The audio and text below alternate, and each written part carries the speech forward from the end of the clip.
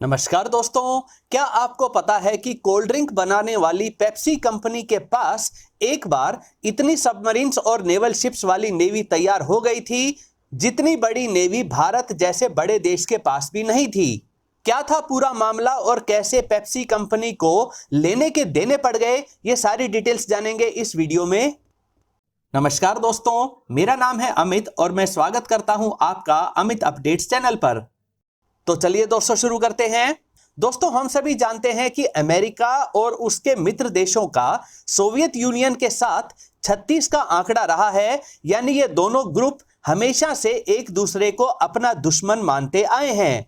आज भी इनकी दुश्मनी कायम है और लंबे समय तक ऐसा दौर या कहें कि कोल्ड वॉर का टाइम चला जब इन दोनों ग्रुप्स के लोगों को यह महसूस होता रहा कि इन दोनों ग्रुप्स में कभी भी एक भयानक लड़ाई शुरू हो सकती है। एक ऐसी लड़ाई जिसमें न्यूक्लियर हथियारों का इस्तेमाल होगा और दोनों तरफ भारी तबाही होगी। तो कुछ समझदार लोगों ने इस दुश्मनी को, इस टेंशन को दूर करने की कोशिश की और यह फैसला किया गया कि दोनों देश एक दूसरे के देश में अपने सामानों की, अपनी टेक्नोलॉजी की एग्जीबिशन लगाएंगे और लोगों को एक दूसरे के कल्चर को जानने का मौका देंगे। इसी को ध्यान में रखते हुए 1959 में इस तरह की एग्जीबिशन लगाई गई, जहां सोवियत यूनियन की तरफ से अपने कल्चर के साथ साथ कम्युनिज्म के फायदे और खास तौर पर स्पेस टेक्नोलॉजी को प्रदर्शित किया गया। तो वहीं अमेरिका ने सोवियत यूनियन के अंदर जो एग्जीबिशन लगाई उसमें अपनी कई तरह की टेक्नोलॉजीज जैसे कलर टेलीविजन व अमेरिकी घरों का मॉकअप रखा गया। डेली इस्तेमाल में आने वाले कई तरह के अप्लायंसेस को सामने रखा गया। दोनों देशों ने पूरी कोशिश की कि अपने कल्चर, अपनी आइडियोलॉजी, टेक्नोलॉजी को प्रमोट करेंगे। लड़ाई की टेंशन कम होती जाएगी, एक दूसरे के कल्चर की समझ होगी तो दुश्मनी भी घटती जाएगी और हो सकता है कि ये दोनों बड़े ग्रुप आपस में दोस्त भी बन जाएं। जब मॉस्को में अमेरिकी एग्जीबिशन हो रही थी तो उस समय अमेरिका के vice president mister Richard Nixon वहां पर मौजूद थे। तो वहीं सोवियत यूनियन की तरफ से उनके लीडर निकिता क्रुश्चेव वहां मौजूद थे। सोवियत लीडर क्रुश्चेव इस एग्जीबिशन में अमेरिकी टेक्नोलॉजी को कोई खास तवज्जो नहीं दे रहे थे, बल्कि मामला काफी फीका चल रहा था और हर अमेरिकी टेक्नोलॉजी का एक तरह से मजाक बनाकर कहा जा रहा था कि ऐसी टेक्नोलॉजी तो कुछ ही वर्षों में सोवियत यूनियन तैयार कर सकता है। साथ ही सोवियत लीडर निकिता क्रुश्चेव ने अमेरिका पर कई तरह के आरोप भी लगा दिए। मॉस्को में ही मौजूद अमेरिकी वाइस प्रेसिडेंट रिचर्ड निक्सन ने इस मौके का भरपूर फायदा उठाया और उन्होंने दमदार तरीके से अमेरिका की बात रखी। इस ट्रिप का काफी benefit vice president Richard Nixon को मिला। बाद में वे प्रेसिडेंट भी बने।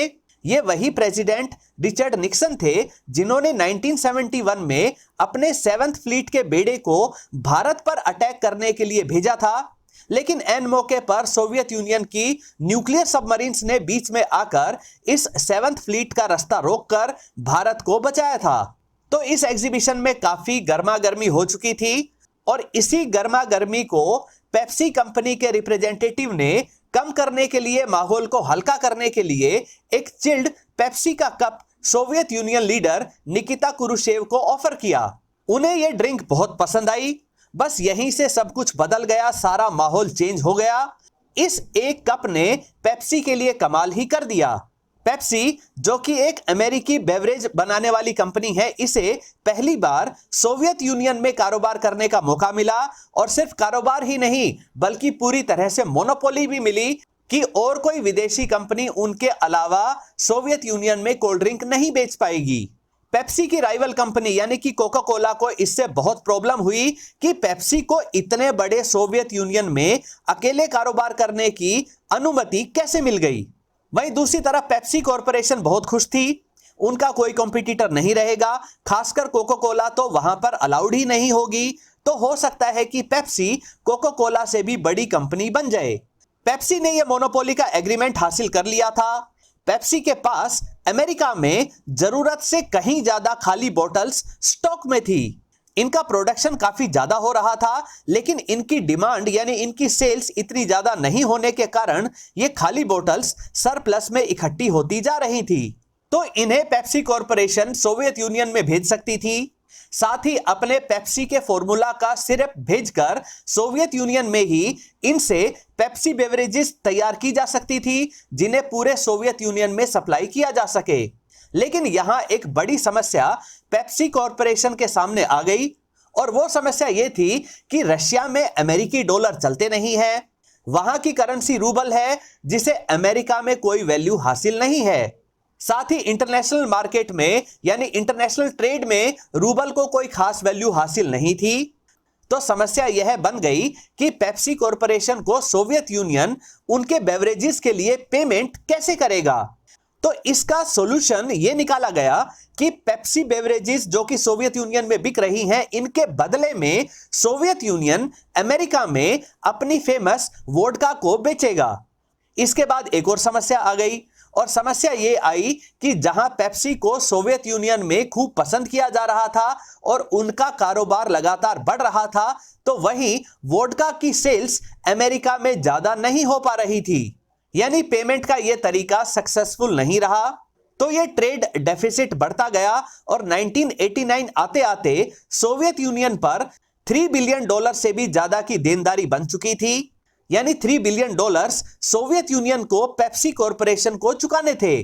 तो सोवियत यूनियन ने कुछ ऐसा किया जिसके बारे में कोई भी देश सोचता तक नहीं है। उन्होंने इन $3 बिलियन के बदले 17 submarines, 1 cruiser ship, 1 freight ship और एक powerful destroyer ship Pepsi corporation को सौंप दिए।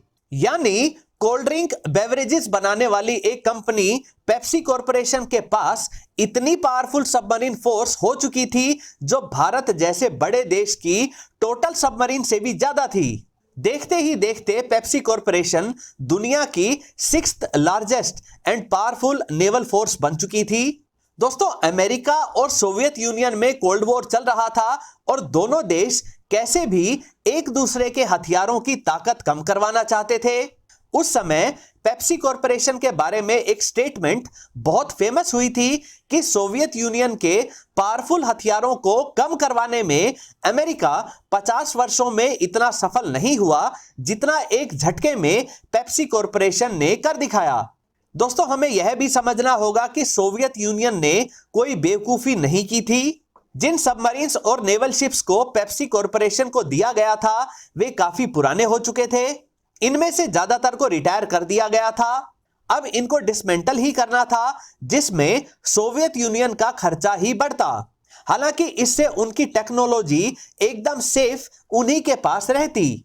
एक ही झटके में इन सबमरीन्स व नेवल शिप्स को पेप्सी कॉरपोरेशन को देने से उनके नेवल बेस पर जगह भी खाली हो गई, डिसमेंटल करने की टेंशन भी नहीं रही और $3 बिलियन की पेमेंट भी हो गई। अब बात करते हैं पेप्सी कॉरपोरेशन की।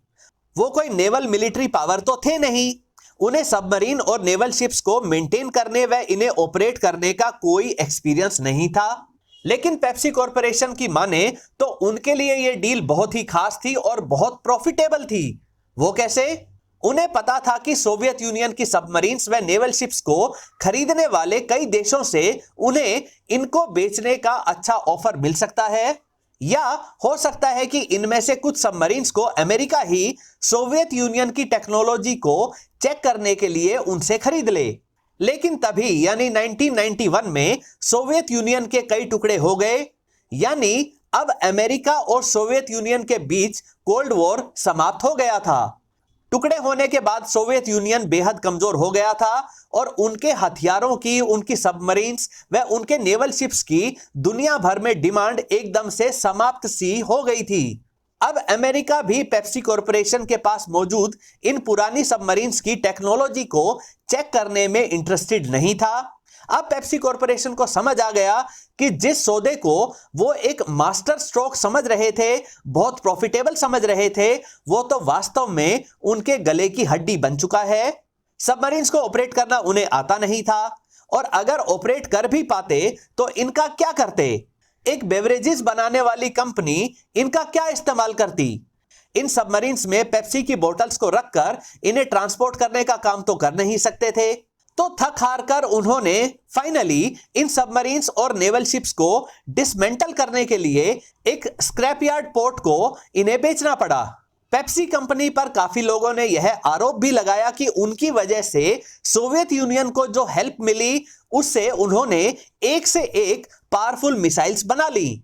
यानी अनजाने में ही सही, लेकिन पेप्सी कॉरपोरेशन उनकी मिसाइल फोर्स को एक तरह से हेल्प ही कर रही थी। दोस्तों जो भी हो, एक बार तो पेप्सी कंपनी को मिलिट्री टर्म्स में इतना ताकतवर होने का एहसास जरूर हुआ होगा जितना दुनिया में 6th लार्जेस्ट नेवी रखने वाले किसी भी देश को हो सकता है। दोस्तों उम्मीद करता हूं यह वीडियो आपको पसंद आई होगी। अगर यह वीडियो आपको अच्छी लगे तो इसे लाइक करिए, दोस्तों के साथ शेयर करिए और चैनल को सब्सक्राइब करना ना भूलें। नमस्कार।